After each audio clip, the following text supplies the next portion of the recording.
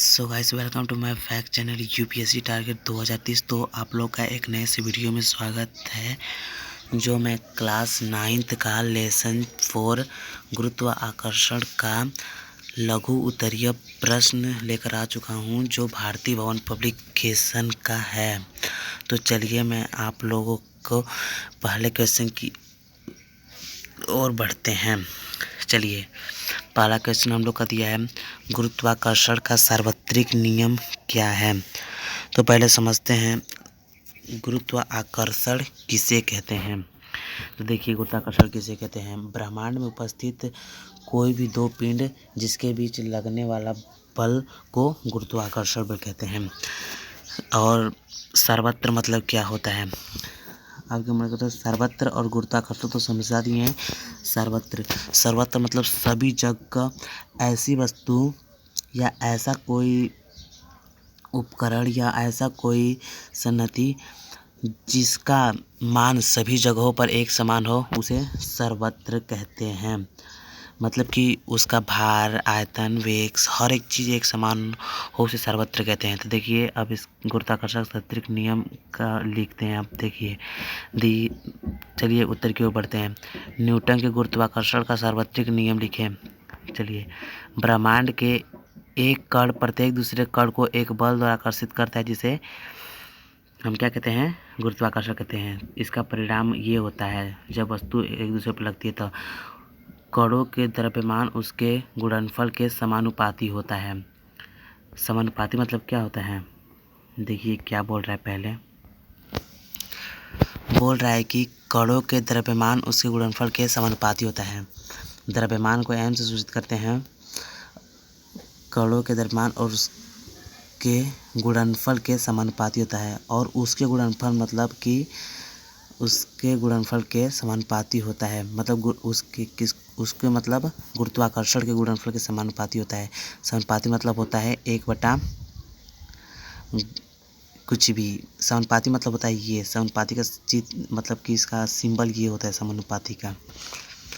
चलिए, दूसरा इसका जो नोट आउट पॉइंट है उसको देखते हैं। इसके बीच की दूरी के वर्ग के व्युत्क्रमानुपाती होता है। चलिए समझ गए होंगे। चलिए दूसरे नंबर क्वेश्चन की ओर बढ़ते हैं। दूसरा नंबर क्वेश्चन दिया, गुरुत्वाकर्षण नियतांक जी को सार्वत्रिक नियतांक क्यों कहा जाता है। गुरुत्वाकर्षण नियतांक जी को सार्वत्रिक नियतांक क्यों कहा जाता है। तो चलिए इसको देखते हैं। क्योंकि नियतांक जी का मान कण की प्रकृति, उसके द्रव्यमान, उसके बीच की दूरी, माध्यम, समय इत्यादि पर निर्भर नहीं करता है। यह सभी कणों के लिए एक ही होता है। देखिए मैं क्या बताया, सार्वत्रिक मतलब क्या होता है, सब जगह या एक ही।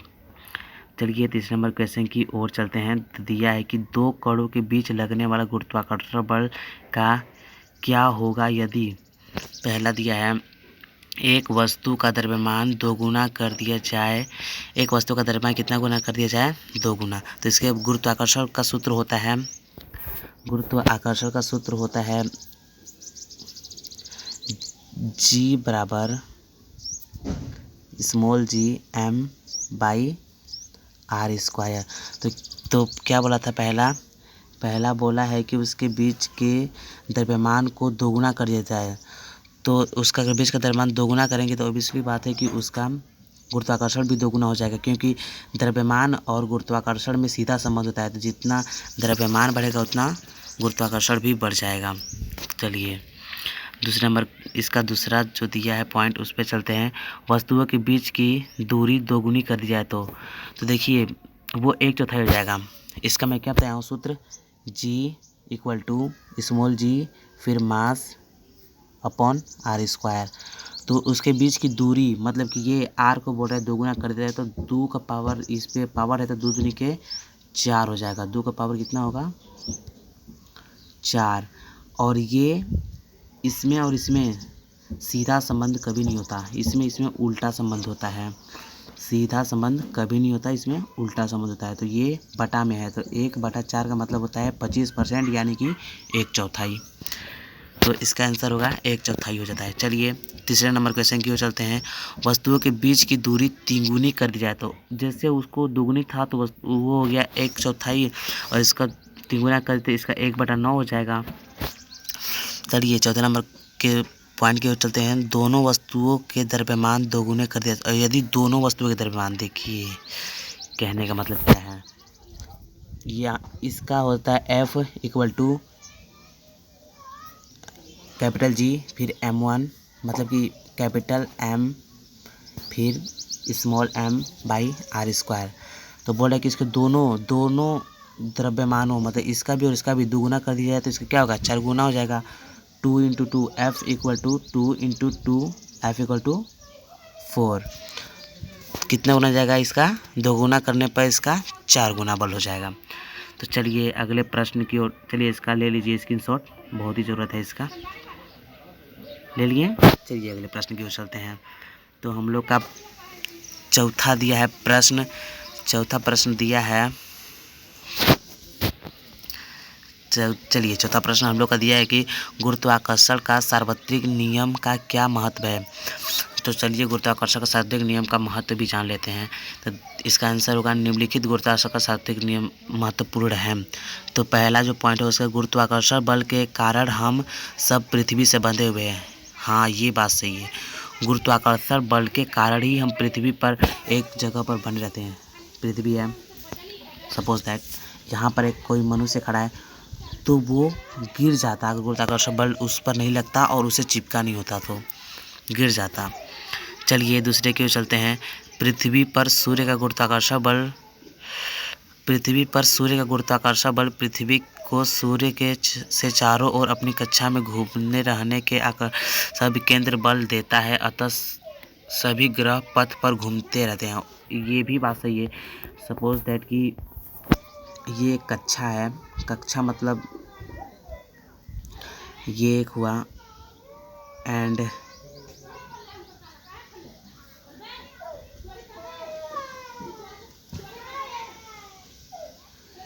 एक ये हुआ। मान लीजिए ये सन है, ये सन है और यहाँ पर बुध है अपना, यहाँ पर शुक्र और यहाँ पर पृथ्वी है। तो ये दोनों लोग अपनी कक्षाओं में क्या करते हैं, राउंड मारते रहते हैं, पृथ्वी का राउंड मतलब सूर्य का राउंड मारते रहते हैं। तो वो भी करने में गुरुत्वाकर्षण बल सहायक है। और तीसरा तो नोट पॉइंट है दिया कि चंद्रमा और सूर्य के गुरुत्वाकर्षण बल के कारण ही समुद्र में ज्वार भाटा आते हैं। ये भी बात सही है। देखिए इसको समझाने की कोशिश करते हैं। यहाँ पर एक सोच लिए पृथ्वी है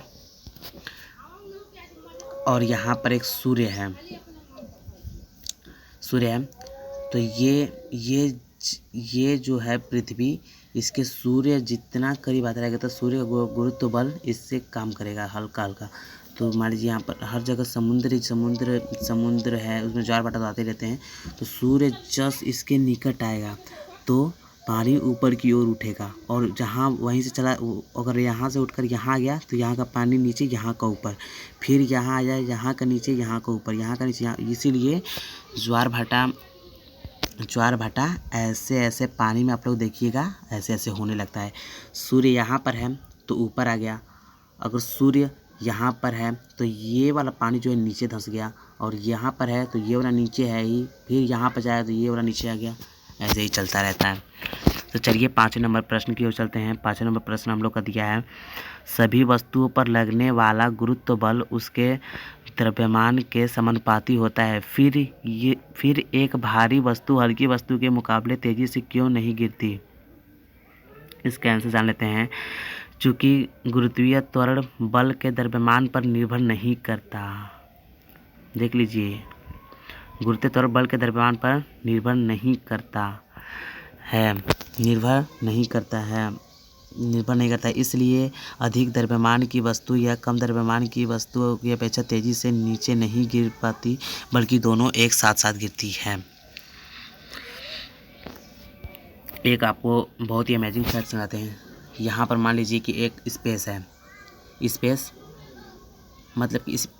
मतलब कि अंतरिक्ष उसे कहते हैं जहाँ पर कुछ भी ना हो, प्राकृतिक की चीज़ वहाँ पर कुछ भी ना हो, बस वहाँ पर कुछ कुछ ग्रह तारे चंद्रमा ये सब छोड़ के वहाँ पर मतलब कि कोई माध्यम ना हो वहाँ पर, जैसे कि एयर भी ना हो, वहाँ कुछ भी नहीं हो, एकदम शून्य। मतलब होता है जहाँ पर ऑक्सीजन तो हो बट पर्याप्त ऑक्सीजन जिससे मनुष्य को चाहिए जो ऑक्सीजन वो ना हो। तो यहाँ पर होगा एक, यहाँ पर मान लीजिए कि वस्तु से गिरा रहे हैं, एक वस्तु को यहाँ से गिरा रहे हैं। जब दोनों वस्तु को साथ गिराएंगे, कितना भी बड़ी कितना भी छोटी कितना भी द्रव्यमान दोनों का हो, कितना भी भार हो, दोनों संग ही गिरेगी, दोनों का वेग एक ही होगा। अर्थात हम लोग कह सकते हैं कि गुरुत्वीय त्वरण वस्तु के द्रव्यमान पर निर्भर नहीं करता है। चलिए 7वें नंबर क्वेश्चन की ओर चलते हैं। 7वें नंबर क्वेश्चन दिया है किसी वस्तु का द्रव्यमान तथा भार में क्या अंतर है। तो देखिए इसको देखते हैं, निम्नलिखित द्रव्यमान तथा भार में अंतर है। तो चलिए पहले द्रव्यमान देखते हैं। द्रव्यमान द्रव्य में वस्तु की मात्रा है। द्रव्यमान का डिफिनेशन ही ये होता है कि द्रव्यमान उपस्थित द्रव्य की मात्रा को ही द्रव्य में उपस्थित द्रव्यमान की मात्रा को ही द्रव्यमान कहते हैं। दूसरा है द्रव्यमान में केवल परिणाम होता है, यह एक अदिश राशि है। हाँ, यह भी सही है, द्रव्यमान एक अदिश राशि ही है। अदिश राशि उसे कहते हैं जिसमें केवल परिणाम हो, दिशा कि उसमें कोई चीज़ ही ना हो, उसे अदिश कहते हैं। एंड दिया है 3rd पॉइंट है द्रव्यमान को दंड तुला द्वारा मापा जाता है। ये भी सही है। आप लोग आपके घर में देखे होंगे या फिर दुकान बाज़ार जहाँ भी जाते होंगे लेने के लिए घर के किरासन सामान और हर एक जो भी वस्तुएं चाहिए होती हैं, तो उसको इस समय तो सब डिजिटल आ चुके हैं। नहीं तो पहले मैं जब अप्रॉक्स 12 to 13 ईयर का था तो मैं जाता था बाज़ार या दुकान में, तो देखता था कि एक तराजू का नाम सुने हैं? तराजू एक ऐसे और इसमें 3 ये निकले होते थे और एक जगह पर मिल जाते थे। ये भी 3 निकले थे, एक जगह मिल जाते थे। इसमें से एक डंडा निकला हुआ था और यहाँ पर एक पकड़ने वाला था। ऐसे पकड़कर इसमें एक बाट मतलब कि 2 kg का एक बटखरा, 3 kg का 1/2 मतलब 500 ग्राम का वो है। फिर उसके बाद इधर आपका राशन सामान जो भी रखा जाता नाप तोल किया जाता था। आई होप कि समझ गए होंगे। तो चलिए द्रव्यमान हो गया, अब चलते हैं भार की ओर। 1-2 और स्लाइड बचे हुए हैं, तब तक ख़त्म हो जाएगा हम लोग का। चलिए भार की ओर चलते हैं। तो भार में पहला है भार पृथ्वी द्वारा वस्तु पर पृथ्वी के केंद्र की ओर लगे गुरुत्व बल के बराबर होता है। हाँ, ये देखिए द्रव्यमान जगह जगह पर बदलता रहता है कि भार कहीं नहीं बदलता, भार हर जगह सर्वत्र होता है, बस इसका मान में गिरोतरी हो जाती है। तो यही वही बोल रहा है। और दूसरा है पॉइंट इसका, भार में परिणाम और दिशा दोनों होते हैं, इसलिए इसे सदिश राशि कहते हैं। सदिश राशि है भार, याद कर लीजिए। द्रव्यमान भार एक ही नहीं, इन दोनों में बहुत ही अंतर है। द्रव्यमान एक अदिश राशि है, भार एक सदिश राशि है। और द्रव्यमान का ऐसे मात्रक क्या होता है? किलोग्राम। भार का ऐसे मात्रक क्या होता है? न्यूटन। याद कर लीजिएगा। 8वें नंबर क्वेश्चन की ओर बढ़ते हैं। चलिए 8वां नंबर क्वेश्चन दिया है किसी वस्तु का चंद्रमा पर भार पृथ्वी पर उसके भार का 1/6 गुना है। मैं ये पहले ही बता चुका हूँ। तो ये बोल रहा है क्यों होता है। तो चलिए समझते हैं। किसी वस्तु का भार गुरुत्वीय त्वरण g के समानुपाती होता है और चंद्रमा की सतह पर गुरुत्वीय त्वरण gm पृथ्वी की सतह पर गुरुत्वीय त्वरण ge का 1/6 गुना होता है। इसलिए किसी वस्तु का चंद्रमा पर भार पृथ्वी पर इसके बराबर का 1/6 गुना होता है। जैसे आप लोग चुपचाप बिना सोचे समझे पाई का मान 22/7 याद कर लिए हैं या फिर 3.14, ऐसे ही आप लोग याद कर लीजिएगा कि अगर किसी वस्तु का भार चंद्रमा पर 60 kg है तो उसका नहीं, यदि किसी वस्तु का भार पृथ्वी पर 60 kg है तो उसका चंद्रमा पर उसका भार कितना होगा? 6 kg, मतलब 10 kg होगा। अर्थात हम लोग कह सकते हैं कि पृथ्वी पर उपस्थित किसी वस्तु का भार चंद्रमा पर उपस्थित किसी वस्तु का भार का 1/6 गुना होता है। चलिए 9वें नंबर क्वेश्चन की ओर चलते हैं। एक व्यक्ति M अपने मित्र N के लिए पृथ्वी के ध्रुव के पास की जगह पर कुछ सोना खरीद कर उसे विषुवत वृत्त के पास रहने वाले एन के दोस्त को देता है, क्या एन खरीदे हुए सोने की भार से संतुष्ट होगा? यदि नहीं तो क्यों? आइए इसको समझते हैं।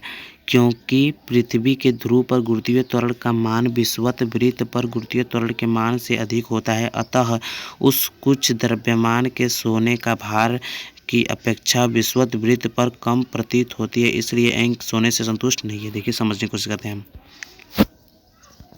मान लीजिए कि ये एक क्या है, पृथ्वी है, earth, this is my earth and यहाँ पर ये इक्वेटर है। इक्वेटर हो गया pole, north, south, and pole and S pole, north pole and south pole. यहाँ पर होता है सेंटर, तो इस पृथ्वी का सेंटर है ये।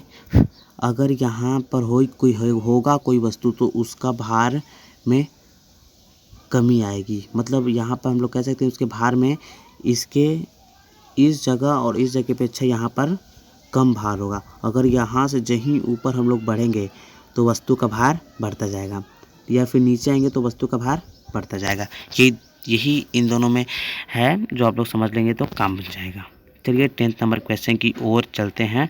तो हमारा 10th नंबर क्वेश्चन दिया है कि एक पतली परंतु मजबूत डोरी से बने पट्टे की सहायता से किताबों से भरे स्कूल बैग को उठाना कठिन होता है, क्यों? इसका आंसर चलते हैं। जब हम पतली डोरी से बने पट्टे की सहायता से किताबों से भरे स्कूल बैग को उठाते हैं तो बैग का सारा भार हमारे हाथ पर पतली डोरी से कुछ बहुत क्षेत्र में के बराबर के क्षेत्र पर आरोपित होता है। आई होप कि समझ में आ गया। चलिए 11th नंबर क्वेश्चन की ओर चलते हैं। 11th क्वेश्चन दिया है, एक भारी बक्से को पतले तार के बने हत्थे से ले जाना कठिन होता है, पर लकड़ी या प्लास्टिक के चौड़े हत्थे से ले जाना आसान होता है, क्यों? चलिए इसका आंसर जानते हैं आप। तो इसका आंसर है, भारी बक्से को इसके हत्थे से उठाने पर हाथ पर दाब पड़ता है और दाब बराबर बल बटा क्षेत्रफल होता है, तो बक्से को उठाने में लगा बल तो नियत है, अतः यह क्षेत्रफल अधिक होता है। दाब कम होने से क्षेत्रफल बढ़ जाता है। इसका ले लीजिए स्क्रीनशॉट, ले लिए। चलिए अब अगले प्रश्न की ओर, जो लास्ट स्लाइड है हम लोग का। फिर इसके बाद आप लोग वीडियो को फटाक से लाइक कर दीजिएगा, चैनल को सब्सक्राइब करना ना भूलिएगा। चलिए तो हम लोग का 12 नंबर क्वेश्चन दिया है। 12 नंबर क्वेश्चन है, उत्प्लावकता से आप क्या समझते हैं? इसका आंसर, द्रव में डूबे हुए किसी वस्तु पर ऊपर की ओर बल कार्य करता है, जिसे उत्प्लावकता कहते हैं। मान लीजिए ये एक बड़ा सा टब है, इसमें एक छोटा सा पत्थर डालें, पत्थर डाल दिए आप, पत्थर डाल दिए ना। मान लीजिए एक टब है, इसमें एक छोटा सा पत्थर डाल दिए, तो जब आप इस पत्थर को डालेंगे तो जब तक ये पत्थर नीचे रहे पानी में रहेगा तब तक इसके भार में आभासी कमी आ जाएगी। आभासी कमी आएगी, कमी होगा नहीं हमेशा के लिए, आभासी कमी आ जाएगी। आभासी कमी आ गई, फिर जब उसको आप लोग पानी के अंदर उसको छुएंगे तो उसमें भार में बहुत ही कम आएगी, बहुत ही गिरावट आ जाएगी। तो वही बोल रहा है यहाँ पर आर्किमिडीज का सिद्धांत क्या है? तो देखिए इसका आर्किमिडीज का सिद्धांत क्या है, इसका आंसर देते हैं। जब कोई वस्तु किसी द्रव्य या गैस में पूर्णतः या अंशतः डूबी होती है तो उसके भार में आभासी कमी आ जाती है, वस्तु के डूबे हुए भार द्वारा हटाए गए भार के बराबर। तो देखिए मैं क्या कर रहा हूँ, इसको समझिएगा, क्वेश्चन बहुत ही आता है। सपोज दैट कि यहाँ पे एक टब, इसमें एक 5 kg का पत्थर डाल दिए, तो ये जो वस्तु है 5 kg का, ये जो 5 kg का वस्तु है, ये जाएगी तो इस पूरे भरे हुए पूरे ऊपर तक भरा था, तो इसमें का पानी बाहर निकलेगा ना, निकलेगा, ऑब्वियसली निकलेगा। तो बोल रहा है कि ये जो जितने किलो का वस्तु है अगर डालेंगे उतना तो उसके जितना पानी बाहर गिरेगा, अगर इसको एक साइड माप तोला वाली जो भी होती है उसको अगर एक साइड रखेंगे, मान लीजिए ये यहाँ बटखरा इसको यहाँ निकाल कर रख दिए और जितना पानी नीचे गिरा था उसको यहाँ निकाल कर रख दिए, तो दोनों को मापेंगे, दोनों बराबर होगा। दोनों का भार बराबर होगा। चलिए 14 नंबर क्वेश्चन की ओर चलते हैं। 14 नंबर क्वेश्चन दिया है, पानी की सतह पर रखने पर कोई वस्तु क्यों डूबी है या तैरती है। इसका आंसर होगा, वस्तु के घनत्व से पानी का घनत्व यदि अधिक होता है तब तैरती रहती है। यदि पानी के घनत्व से वस्तु का घनत्व ज़्यादा होता है तो वस्तु तैरती रहती है, अगर कम होता है तो वस्तु डूब जाती है। आई होप कि समझ में आ गया होगा। चलिए 15 नंबर क्वेश्चन की ओर चलते हैं। 15 नंबर क्वेश्चन दिया है, पिंड के भार को क्या कहते हैं जब उसे द्रव्य में डुबोया जाता है। क्या होता है जब उसे डुबाया जाता है। देखिए आंसर होगा, जब किसी पिंड को द्रव्य में डुबाया जाता है तब उस पर एक उत्प्लावन बल ऊपर की ओर कार्य करता है। इस बल के कारण पिंड के भार में हानि होती है, इसलिए पिंड के बाहर में या नहीं पिंड द्वारा विस्थापित द्रव्य के भार के बराबर होता है, जो कि यहाँ पर आर्किमिडीज का सिद्धांत और ये इन दोनों का डेफिनेशन बनकर मतलब मिलाकर यहाँ पर एक डेफिनेशन बन चुका है। चलिए तो 18 नंबर क्वेश्चन की जो हमारे इस वीडियो का लास्ट क्वेश्चन है, दिया है कि लोहे की कील पारे में तैरती है परंतु पानी में डूब जाती है, क्यों। क्यों भाई बताना भी तो सही है ना, क्यों। चलिए इसको देखते हैं। लोहे का घनत्व पारे के घनत्व से कम है इसलिए तैरता रहता है, जबकि लोहे का घनत्व पानी के घनत्व से कम इसलिए वो डूब जाता है। आई होप कि समझ में आ गया होगा। तो वीडियो को लाइक एंड चैनल को सब्सक्राइब करना ना भूलिए। आप लोग मेरे कमेंट बॉक्स में अपना नाम कीजिए और मैं देखने की कोशिश करूँगा कि आप लोग का क्या नाम है। मेरा नाम तो वैसे अभिषेक कुमार है। मैं अभी क्लास 11th में पढ़ता हूँ। मेरा गांव छाता है, छाता करारी बिहार डिस्ट्रिक्ट मेरा है, जो कैमूर। तो चलिए आई होप कि आप सबको समझ में आएगा। मैं आशा करूँगा कि आप लोग वीडियो को लाइक और सब्सक्राइब कर दिए हैं। तो चलिए अगले क्वेश्चन की या अगले वीडियो में मिलते हैं। Tata bye bye, good luck.